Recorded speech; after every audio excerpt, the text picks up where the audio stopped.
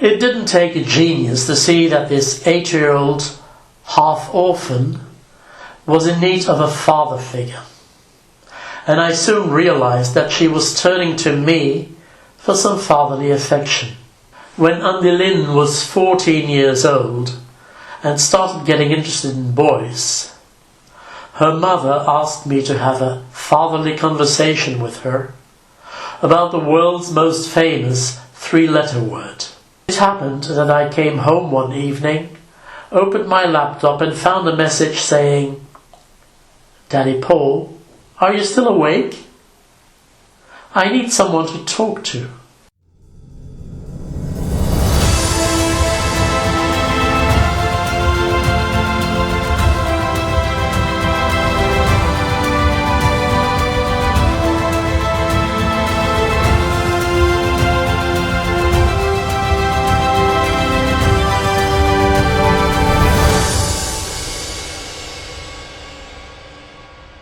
As soon as I arrived at Cebu airport, I took a taxi and hurried to my hotel as I had a dinner date with Andelin. Now that she's living and working in Cebu, she won't be able to participate in the fun that I intend on having with her siblings during my stay in Ormoc. So the only chance of meeting up with her was while passing through Cebu. I invited her boyfriend as well, but as of now I'm not yet sure if he will be coming along.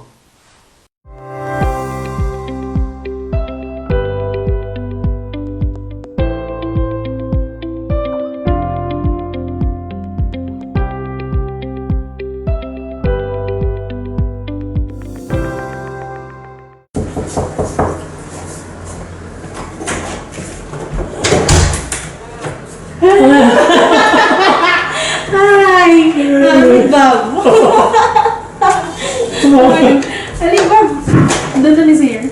Oh, hi, hello. Nice to meet you.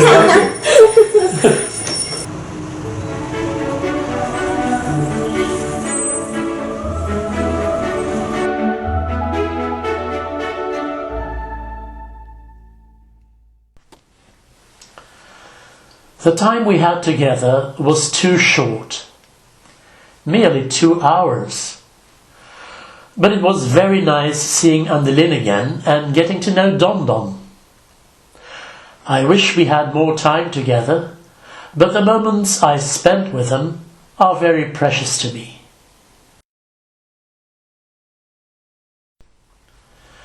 The next morning I still had some time to kill before taking the Supercat to Ormoc City. So I decided to check in my luggage first and then take a walk in the vicinity of the Supercat terminal. I took a stroll through the park at the Plaza Independencia in the pier area of the city.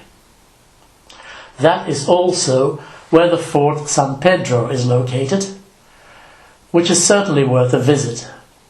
It gives you an idea of what the Philippines was like under Spanish rule. Fort San Pedro is a military defense structure built by the Spanish under the command of Miguel López de Legazpi. The original fort was made of wood and built after the arrival of Legazpi and his expedition. In the early 17th century, a stone fort was built to repel Muslim raiders. Today's structure dates from 1738 and is the oldest triangular bastion fort in the country. It served as the nucleus of the first Spanish settlement in the Philippines. During the Philippine Revolution, at the end of the 19th century, it was attacked and taken by Filipino revolutionaries who used it as a stronghold.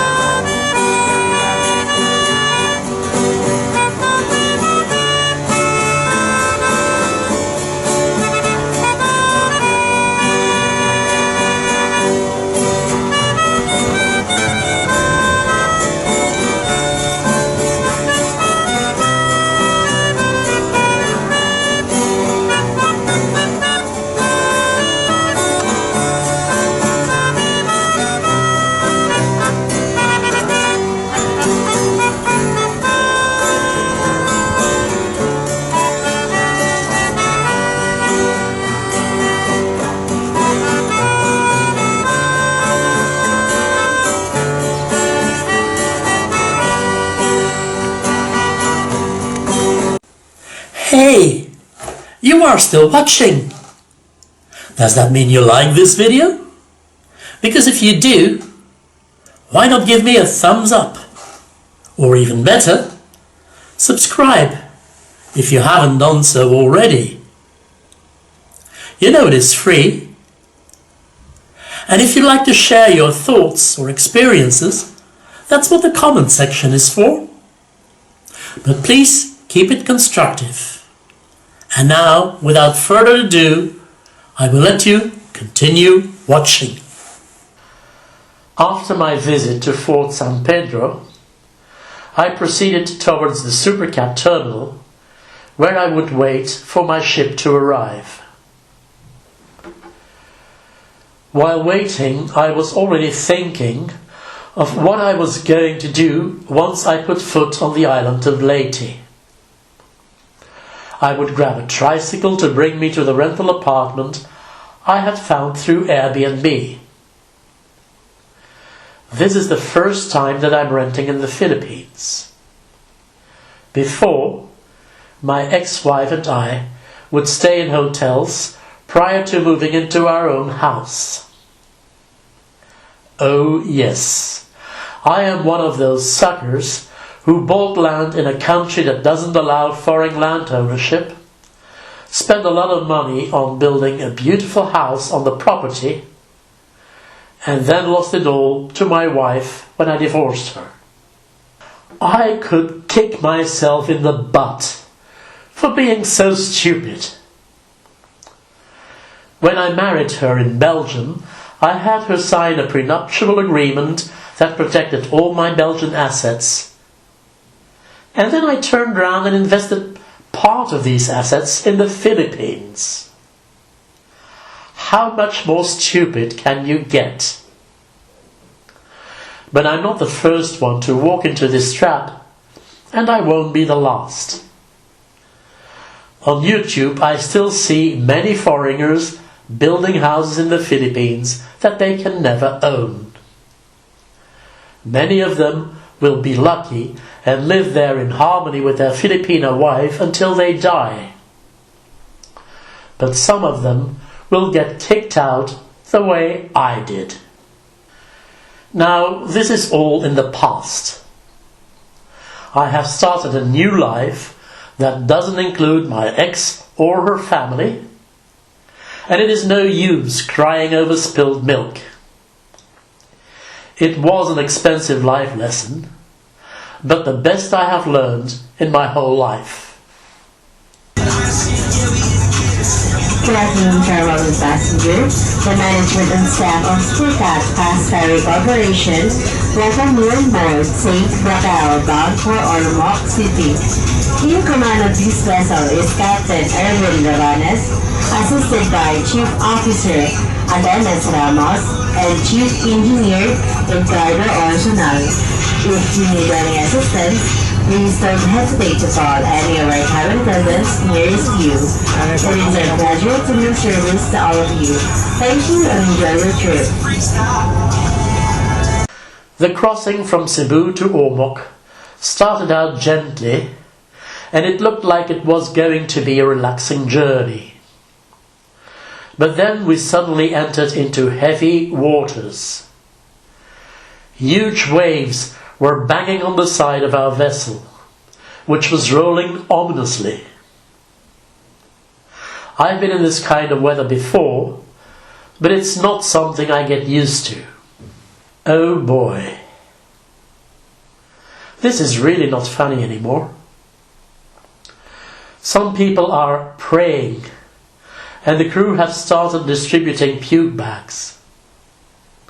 So far I don't need one, but this shouldn't last much longer. Are we going to reach Ormoc safely, without damage to the vessel and, more importantly, without bodily harm to any of the passengers? Come and see the next episode of Ormoc Revisited.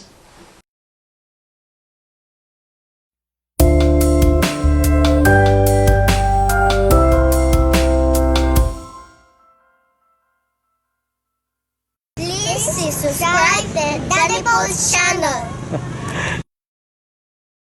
Please subscribe to the Nipples channel.